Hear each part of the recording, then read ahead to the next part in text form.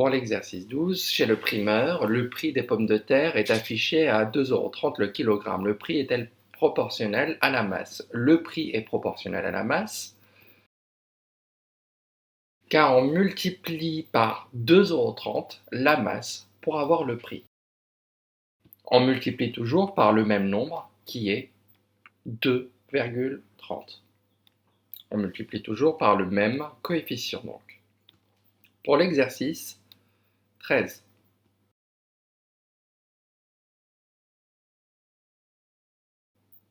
Une cellule se divise en deux cellules distinctes toutes les 3 minutes. Le nombre de ces cellules est-il proportionnel au temps écoulé? Je vais faire deux lignes. La première ligne, je la réserve pour le temps. La deuxième ligne, je la réserve pour le nombre de cellules. Le temps, je vais l'exprimer en minutes.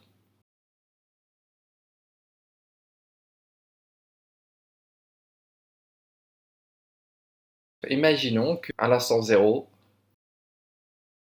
j'ai une cellule.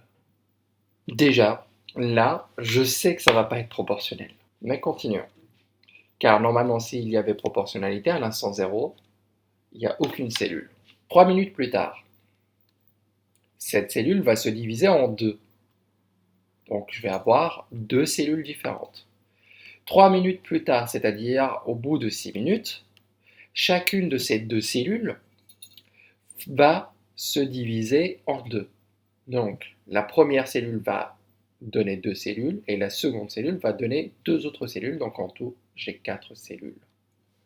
Et vous voyez bien ici, ce n'est pas proportionnel. Donc on peut continuer. Par exemple, au bout de 9 minutes, les 4 cellules vont donner lieu à 8 cellules car chacune est multipliée par 2. Pour essayer de vous convaincre que ce n'est pas proportionnel, donc je vais calculer 4 fois 9. 4 fois 9, ceci me fait 36. Maintenant, je vais calculer 6 fois 8. 6 fois 8, c'est égal à 48. Et vous voyez bien qu'on n'a pas le même résultat et par conséquent, ce n'est pas proportionnel. Il n'y a pas de proportionnalité.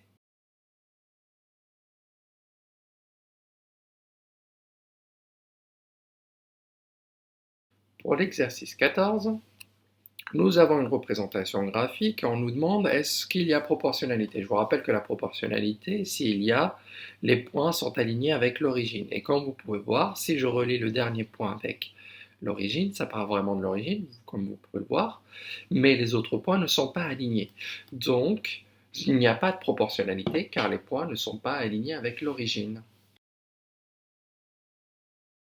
On passe à la suite. Pour l'exercice 15, nous avons une représentation graphique et la première question, est-ce que la température de l'ébullition est proportionnelle à la pression? Comme vous pouvez le voir, les points ne sont pas alignés et dans ce cas-là, on peut dire que ce n'est pas proportionnel. Deuxième question.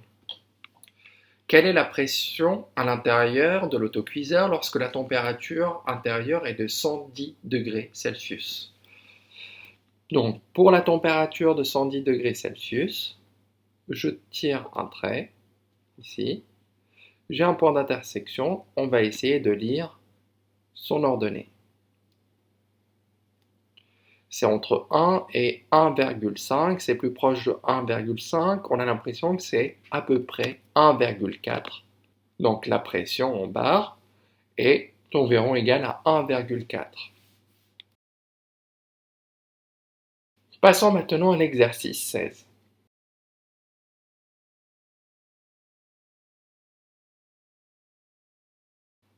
Pour l'exercice 16, lorsqu'on ouvre le robinet d'eau de la cuisine à fond, une bouteille de 1,5 litres se remplit en 8 secondes. La baignoire de 135 litres se remplit en 12 minutes. On va voir s'il y a proportionnalité, oui ou non. Donc, je vais mettre dans un tableau ces données-là. La première ligne, ça sera le volume d'eau, exprimé en litres. La deuxième ligne, ça sera le temps, et je vais convertir en secondes. Ici, on a 1,5 litres en 8 secondes. 12 minutes pour savoir combien ça fait en secondes. Je vais multiplier 12 par 60. Ça nous fait 720 secondes. Maintenant, pour savoir s'il y a proportionnalité, pour savoir si on a le même débit, je vais faire le produit en croix pour voir s'il y a proportionnalité ou pas. Fois 720, donc je vais faire les produits en croix, les comparer.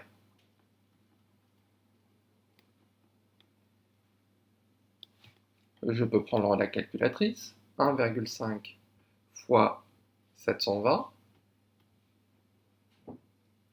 ça nous fait 1080, et 8 fois 135, ça nous fait 1080 également. Je peux dire qu'il y a proportionnalité, et par conséquent, on a le même débit.